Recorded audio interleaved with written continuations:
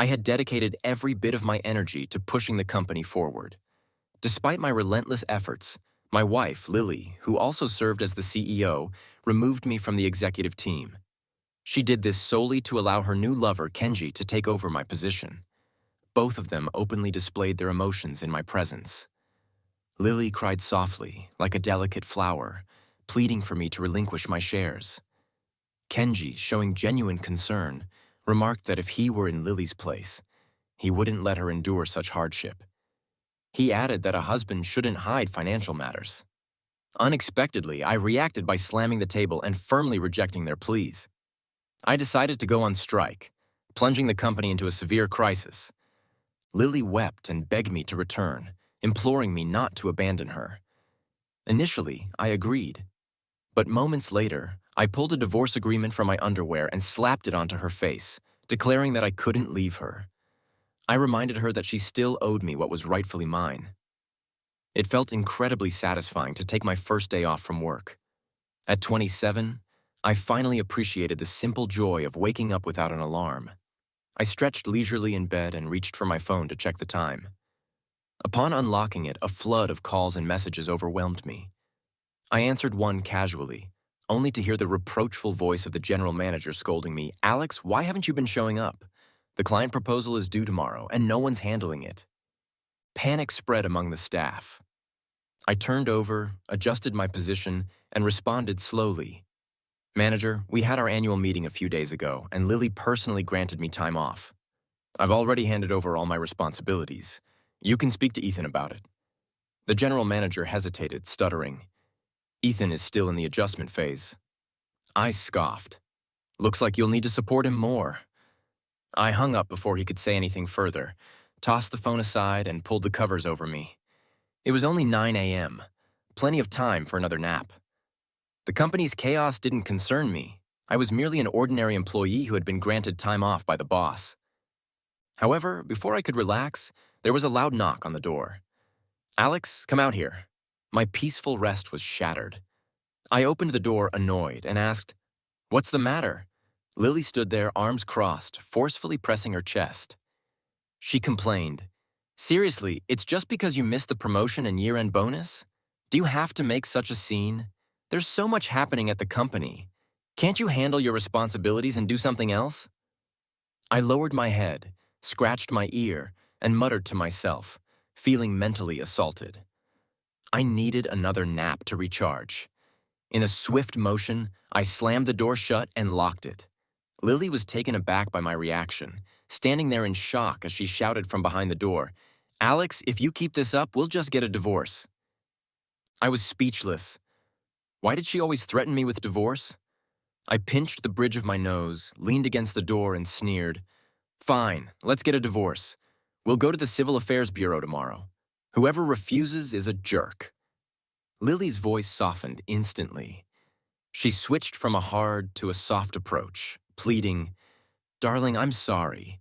I was just too anxious earlier. But the company is really in turmoil right now. Can you help me out? The new year is almost here, and we can go skiing together afterward. Didn't you say you wanted to experience something different with me?" As she softened her tone and acted cute, my thoughts drifted. Lily, my boss and my wife, with my abilities, joining a Fortune 500 company or starting my own business would have been easy, but since Lily and I had been together since our school days and married, I had turned down a 7-figure salary to join her family business. They called it a family business, but it was essentially a construction company passed down from her grandfather's generation. By the time it reached Lily, the company was already struggling, having employed too many incompetent relatives. My aggressive reforms and desperate efforts to secure investments had saved the company. Lily gave me 5% of the shares and kept me as the team leader for 5 years. Once the company stabilized, I remained busy, while Lily, unable to handle the loneliness from my long work hours, found herself a handsome young man, Kenji, claiming he needed support. Just last week, she openly brought Kenji into the company, making him the new team leader to replace me. The promise she made to me about making me the deputy general manager was forgotten. The most outrageous part was her worry that I'd confront Kenji at work, so she told me to take a break at home. That's why I decided to lie down and relax at home. But that handsome boy had no real skills, and he caused a mess, which I had to clean up in the end. It was laughable. I did the work, and he got the pay. How did he land such a deal? I used to love Lily and willingly gave my all for her. Then I was hesitant to lose my shares, unwilling to let 5 years of hard work go to waste. Now, I didn't want her anymore, nor the company. I was curious to see if they could maintain things without me. Eventually, I returned to the company. As soon as my left foot crossed the threshold, several employees surrounded me. They all spoke at once. "Alex, the client wants to discuss the proposal. We need to meet tomorrow to go over the details." "Alex, the data for the report is incorrect. They want it redone." "Alex, the design draft needs to be revised again. I've sent the new requirements to your WeChat." "Alex, the annual report is out. Do you want to take a look?" I was speechless. I waved my hand and said, "Stop, stop, stop, don't crowd around." I made a stop gesture, but the employees kept pushing forward, forcing me against the glass door. Feeling helpless, I took a deep breath and shouted, "Can't you understand when I'm speaking nicely? Stop crowding." Normally at the company, I followed the principle of doing a little more than less. I usually tried to help with problems, but now these people were pushing their luck. I pointed at each of them and said, "The meeting time for the proposal is already set. You can go without me. Verifying data is something anyone can do. If you can do it, then do it. If you can't, then get lost. Didn't you hear the handover instructions? You should be looking for Ethan, not me." They lowered their heads, speechless. After I finished speaking, someone handed me a cup of water. I glanced over, and the person immediately avoided my gaze. He said, "Alex, I just came to deliver this form. If you scold them, you can't scold me." I chuckled and patted his shoulder, saying, "You're not bad, you've got potential." I put my arm around his shoulder and walked into the office. The other employees quickly stepped aside. After all, I had been quite assertive, and no one wanted to get on my bad side, except Ethan. I went straight to the office. As soon as I entered, Ethan had already brewed coffee and was waiting for me. He said, "Alex, you're here. You must be tired. Sit down and rest." I held up the plastic cup in my hand and replied, "I'll just drink this. Don't stare at me and don't rush to thank me. I've already made it clear to Lily. I'm just here to help supervise. I won't help with your tasks. We need to avoid any suspicion. You understand?" After sitting down, I started playing games. An hour later, after playing casual games like Happy Match and Angry Birds and some farming games, Ethan couldn't take it anymore. He asked, "Alex, could you take a look at this proposal and see if it's feasible?" I took the tablet, skimmed through it briefly, and then flashed a brilliant smile. I said, "My review is garbage.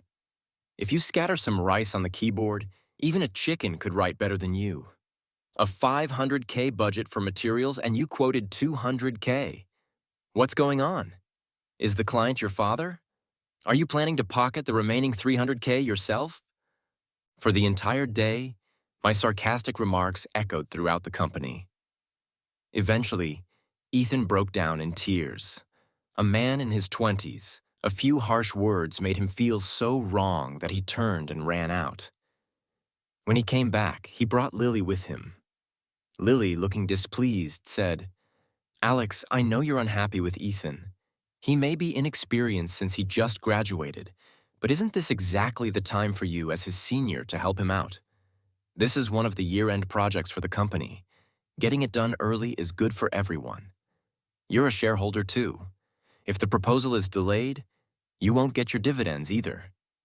I leaned back in my chair, playing on my phone, and gave them a reluctant glance.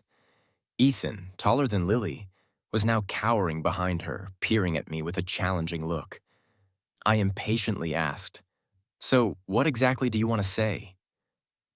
The moment of truth arrived as Lily presented two options. She said, "Option 1, you help Ethan handle everything. If you're nice to him, he'll learn quickly. Option 2, you give up your shares. After that, we'll give you a fixed salary, and you won't have to worry about the company's profits or losses." I put my phone down, stood up, and applauded. All right. Lily, you really have an imaginative mind. But Lily, have you forgotten why I took the shares in the first place? You said it symbolized that in both business and love, we were one. What's going on now? Planning to team up with someone else? On the surface, you need me for the company. But deep down, you probably want me gone, don't you? Lily, you may not seem very smart, but your ideas are certainly quite naive. As I hit the nail on the head, their expressions panicked. Lily furrowed her brows and then said deliberately, "This is my company. I don't need you to tell me what to do." Ethan chimed in from the side. "Although you've made a lot of contributions, the highest position you've held is team leader. I thought by now you'd have accepted reality." Now Lily's cousin, Ethan, had his eyes on the company. To deal with him, Lily needed 20% of the shares. With that, she'd be the largest shareholder. If I were Lily's husband, I'd just give her the shares directly so she wouldn't have to worry. When Lily heard this, her eyes filled with tears as she looked at Ethan with a grateful expression. She choked up. "Ethan, you really understand me." I was speechless. This was typical manipulative talk, watching the two of them gaze at each other without a care, their faces almost touching. I suddenly coughed loudly to make my presence known. I scoffed. "Are you two not taking me seriously? Although I know you've been seeing someone else, I'm not naive enough to accept this. Here's the deal. I'll sell my shares, but the marriage has to end. I'm done with this mess. I'm not getting involved anymore."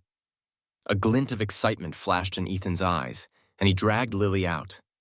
They whispered and schemed for a while. When they came back, Lily had a completely different attitude. She spoke softly. "Alex, I know you're angry right now, and I won't hold what you just said against you. Please don't think we're targeting you. I'm really thinking about you. People need to look forward. Just take a rest today, and tomorrow please report to the new department. I believe with your abilities, even if you start over, you'll quickly rise to the top." The corner of my mouth twitched. I didn't know whether to laugh or cry. Where did Lily learn these words? Did she forget that just a few days ago, her excuse for putting me on leave was that I wasn't capable enough? Not to mention, we've known each other for so many years, and now she's trying to guilt-trip me with this nonsense. I turned around and walked out. As I walked, I said without looking back, "Forget it. Look at the table." There was something good there. It was a resignation letter and a divorce agreement. When I got home, I packed a few clothes and prepared to leave. Then a call came in from a client. He asked, "Alex, I heard you're resigning. Finally decided to leave that lousy company. How about you come work for me? I'll give you a manager position right away." I smirked and replied, "Thank you for the offer, Mr. Lee, but I need to head home first." He responded, Of course. It's been 5 years since you've been home, right? Don't hold a grudge against your parents. Even though your dad's too embarrassed to reach out to you, he's been asking people to look after you all these years, which is why we've been doing business with the Liu family." I replied, "Right. Could you pass along a message to him? Tell him not to do me any favors because of Lily. We're done." After hanging up, I grabbed my suitcase and headed straight for the high-speed rail. Lily didn't even know that my family was actually quite well off, barely in the top 3 in the province. I had fallen for Lily at first sight and pushed aside the arranged marriage my family had set up for me. My father was furious and almost cut ties with me. I was stubborn, though. I moved out and lived a tough life for a few years.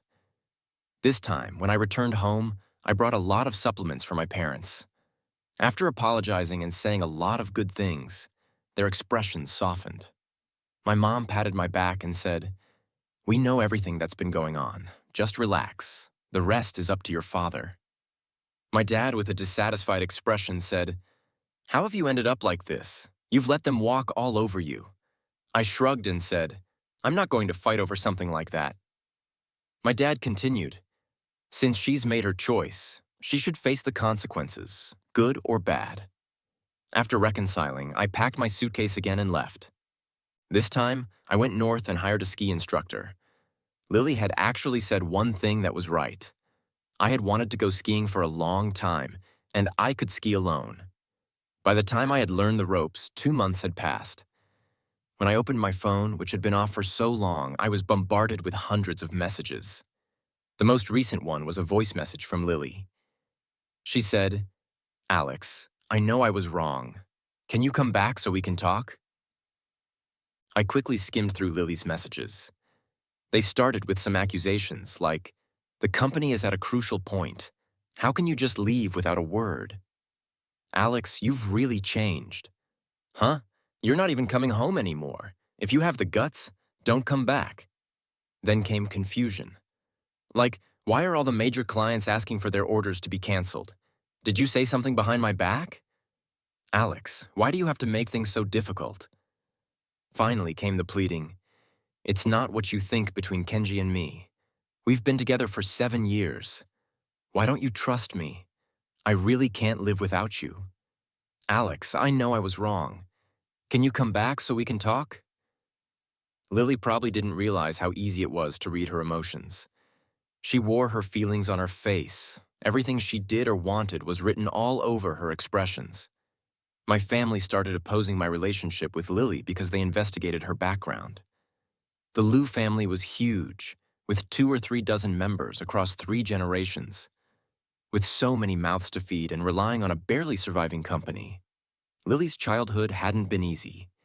She was the only daughter in her family, but she had many cousins who stubbornly believed the family inheritance should go to the males. Only her grandfathers prevented them from directly claiming shares, so they could only target her, trying to make her life miserable, hoping she'd just disappear. When I found out about her suffering, I was heartbroken and vowed to remove the obstacles in her way.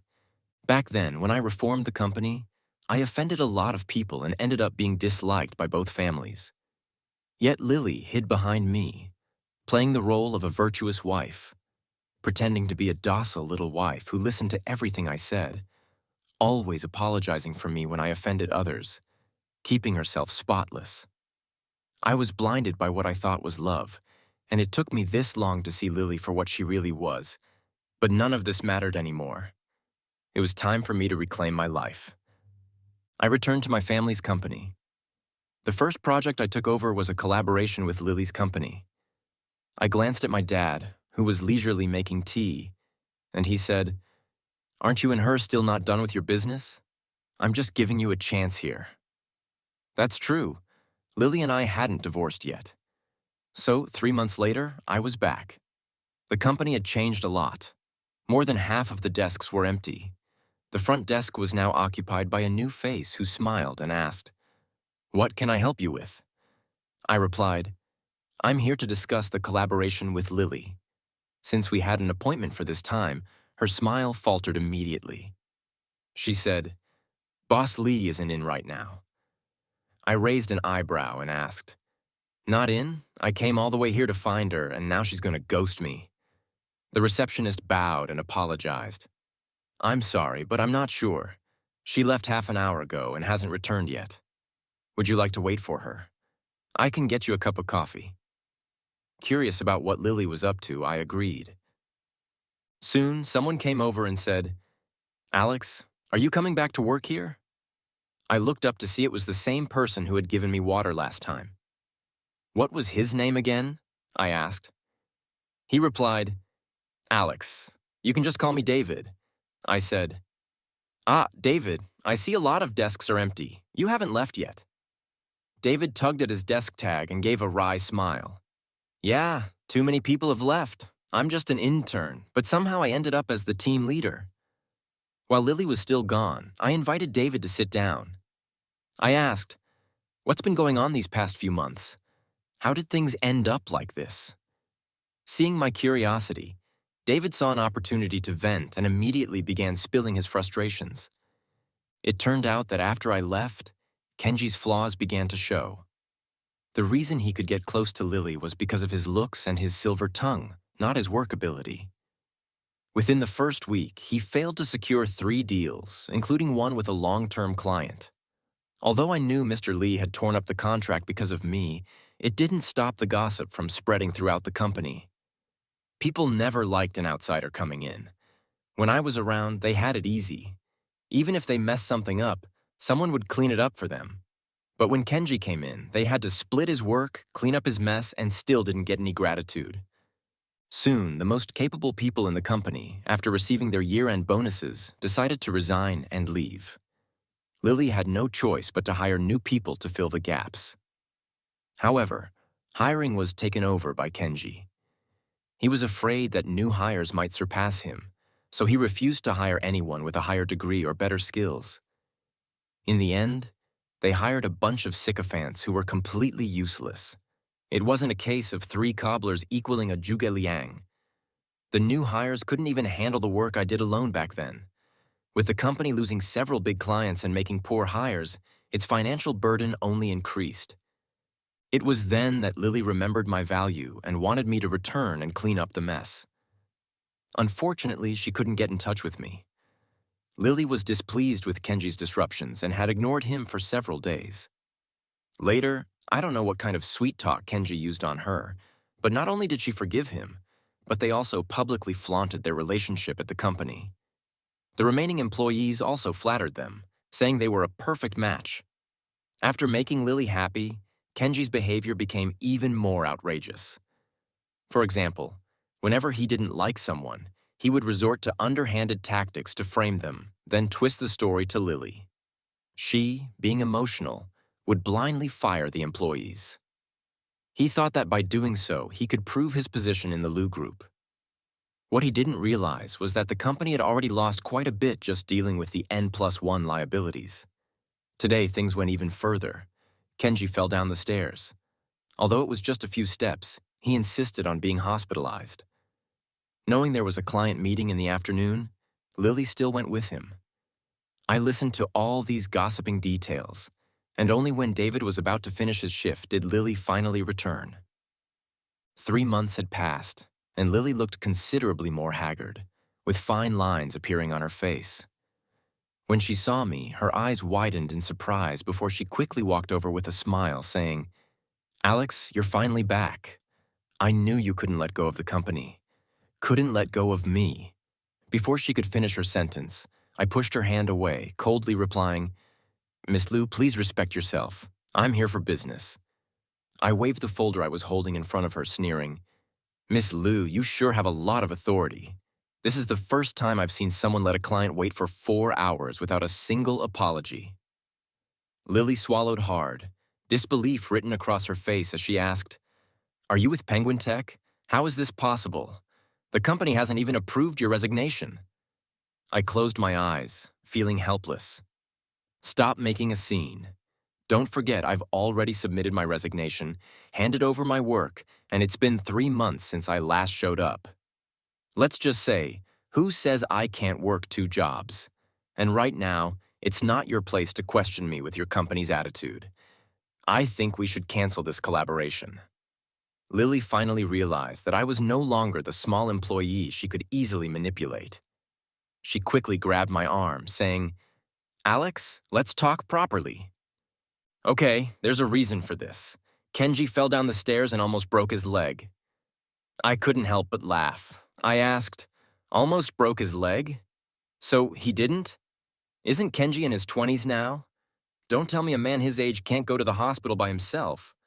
Or are you telling me that with such a big company no one else went with him? Or is it that in your eyes, a few million in contracts are less important than Kenji himself?"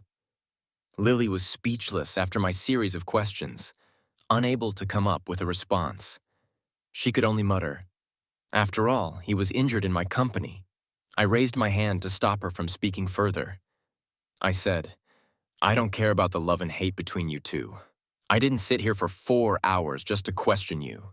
We can continue discussing this collaboration, but you'll need to go with me and get the divorce done."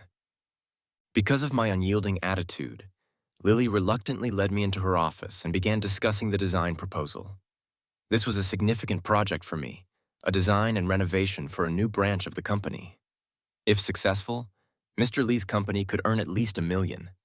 But as I listened to her stutter through the explanation, I could tell something was off, resting my head on my hand. I said with a half smile, "Who made this proposal? Was it Kenji? Didn't you say he learns quickly? How is it that even the data is wrong now? Do you really need 2,000 tiles for an 800 square meter space? Should I find a primary school student to do the math? Kenji's 211 degree, did he buy that? Lily fell silent, her face turning pale.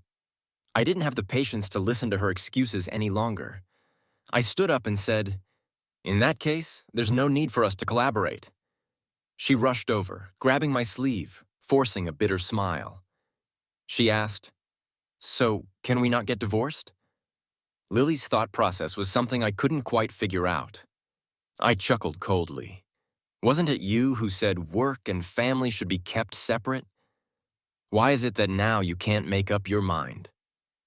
No one in the company knew that Lily and I were married because she didn't want people to think we were a nepotistic couple, making it difficult to deal with troublesome relatives. I had hidden our marriage certificate for 5 years, as the burden on me grew and our time together diminished. Even though we still lived under the same roof every night, our feelings for each other slowly faded. We were more like roommates than a married couple. So when I found out about Lily's infidelity, I wasn't surprised at all. It was just a little frustrating when I sat down to write the divorce papers. That day, David sent me a message. He said, "Alex, did you know that Lily is in the hospital?" I raised an eyebrow and asked, "What happened? Did you know that Lily is in the hospital?" It turns out Lily's relatives had shown up. Originally, 70% of the company's shares were spread out, with each relative holding a small portion. Each of them had a say in the company's management. It was me, using the savings I had accumulated over the years, who provided Lily with the initial capital to buy back those shares one by one after the successful restructuring. For some reason, Lily ended up selling off a portion of her shares at a high price. But at the time, she didn't report many numbers to me, so I didn't pay much attention. However, she lied to me. With the money the company made in the past few years, even if we didn't live extravagantly, we could have lived comfortably and easily made it to our old age without worry. But Lily couldn't hold on to that money. Like someone head over heels in love, she spent it all on Kenji. She still wore outdated clothes, but bought Kenji luxury watches and sports cars. By the time I resigned, she was already living beyond her means. Her shares kept decreasing, and soon enough, she realized that she no longer held the majority stake. So, under Kenji's encouragement, she set her sights on the 5% I owned. No wonder she'd once told me she had 20%. At the time, I didn't think much of it, assuming Kenji made a mistake. It turns out he had been waiting for this moment all along. Now the company had fallen into the hands of her cousin, Ethan. This cousin, Ethan, was somewhat capable. He had his own entrepreneurial ventures and wasn't the lazy type. When Ethan announced that Lily was to be suspended, she couldn't handle it and fainted. The hospital diagnosed her with early-stage brain cancer. My feelings toward Lily were always complicated. I couldn't forgive her betrayal and backstabbing, but I had genuinely liked her once. In the end, I went to the hospital to see her. When Lily saw me, she started crying. She grabbed my hand, choking on her sobs, and said, "I'm sorry, Alex. It's only today that I realized you were the only one who truly cared for me." I placed a bouquet of lilies on her bedside and raised an eyebrow. "Oh, what do you mean?" Through Lily's tearful recounting, I pieced together the full story. As soon as Lily ran into trouble, Kenji was also kicked out. In the past few days, Lily had only seen Kenji once. He came to break up with her. He said he needed a rich woman who could let him live a comfortable life, but Lily was no longer able to provide that for him. Kenji had perfected the art of living off others, almost causing Lily to faint in anger. Lily yelled at him to return the money, but Kenji had prepared for this. As soon as he accepted the funds, he made sure there was evidence showing that Lily had willingly given him the money. Even if Lily tried to sue him, all she'd recover were small, insignificant amounts after a long and exhausting process. And now, with her terminal illness, she needed a large sum for medical bills. The only good thing Kenji did was pay a $5,000 deposit for Lily's treatment. After that, he disappeared completely. Lily's relatives had also come to see her a few times, and without exception, they all wanted her to give up her shares, wiping away her tears. She said, "They don't care whether I live or die. All they want is to drain my last bit of value." After venting, she looked up at me, cautiously asking, Alex, you won't abandon me, right? I nodded. Before she could smile, I continued. How could I abandon you? We still haven't divided up our assets. You still have 2 properties under your name, don't you? Let's figure out how to split them. Lily shamelessly refused to agree and kicked me out. She said, I won't divorce you. I know you're just upset. Don't worry. I'll wait for you to come back to me. Then she added, You just want to abandon me. You used to say you were heartbroken for me and would take care of me for the rest of your life.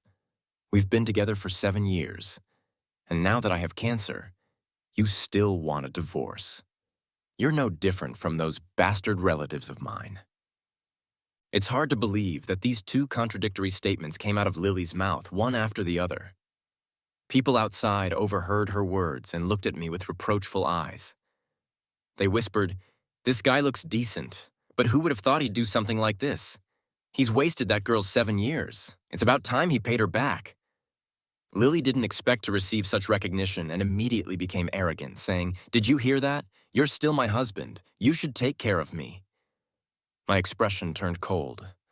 I smiled and said, Lily, since you still remember we've been together for 7 years, you should know I'm not one to fall for moral blackmail. Fine, if you want to make a scene, if you want to drag this out, I'll play along.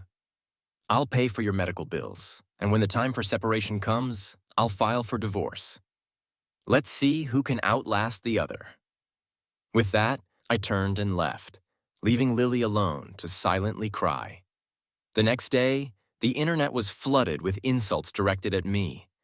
It turned out someone had recorded our conversation from yesterday and edited it to make me look like the scumbag, creating a story around me. In no time, netizens were enraged, accusing me of being irresponsible, and because my face wasn't blurred, my name, address, and phone number were quickly uncovered. I received a barrage of cruel messages and phone calls, with words so offensive that they almost needed a censor. I glanced at my phone and turned it off. I couldn't help but laugh. I wasn't just using one phone, and I had several houses. Trying to crush me with online harassment was still too naive. My mom called and asked, What's going on with all that stuff online? Do you need me to help lower the heat? I refused and said, I actually hope those videos get even more attention. After all, the higher they raise you, the harder you'll fall. After hearing me out, my mom immediately poured some money into boosting the video's popularity. Then, right after someone threw paint on the front of my house, someone came to see me. It was Ethan. He brought a bottle of red wine as a gift. I asked, Were those things online from you? Ethan chuckled lightly and said, Why would I do that? You've already left the company. There's no need for me to target you. I shook my head and said, Not necessarily. Aren't you afraid I might reconcile with Lily? Ethan looked at me, his gaze sharp. He said, I know you're not the kind of person who cares about those opinions. You could easily resolve it. But with the evidence I have, it'll be much easier for you to get what you want. I leaned back, half of my body sinking into the recliner. I asked, Then what is it that you want? Ethan opened the bottle of wine and poured me a glass. He said, I'd like to ask Mr. Wong for a favor. What I want isn't much, just something within your means. I took the glass of wine and said, How strange. When did the Liu family produce someone this clever? I thought they only knew how to live off the old fortune. Actually, as soon as I heard his name, his profile had already been presented to me. Ethan was an illegitimate child. It wasn't until he made a name for himself that he was acknowledged by the family, and they hoped he would help support them in their old age.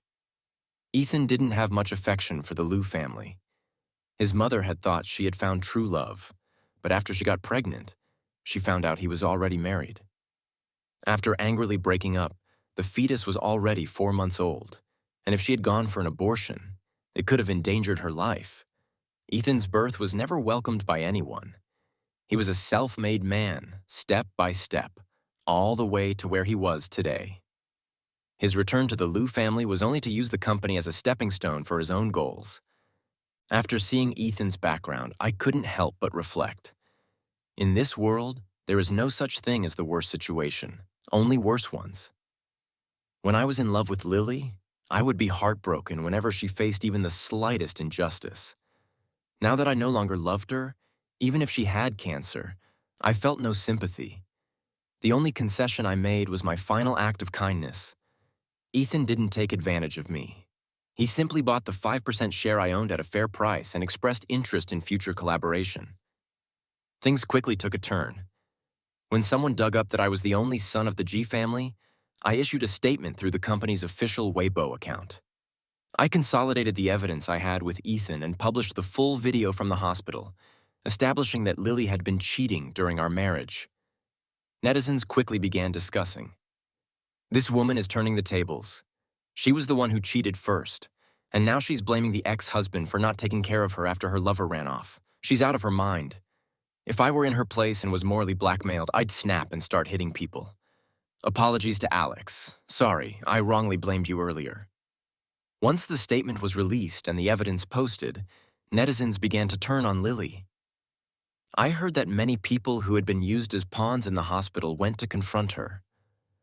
Lily couldn't handle the shock and fainted. When she regained consciousness, the brain tumor had spread further. The doctor said that if she didn't have surgery soon, the tumor might press on her optic nerve and cause blindness. Her surgery was scheduled for the following week. She was frightened and reached out to me again.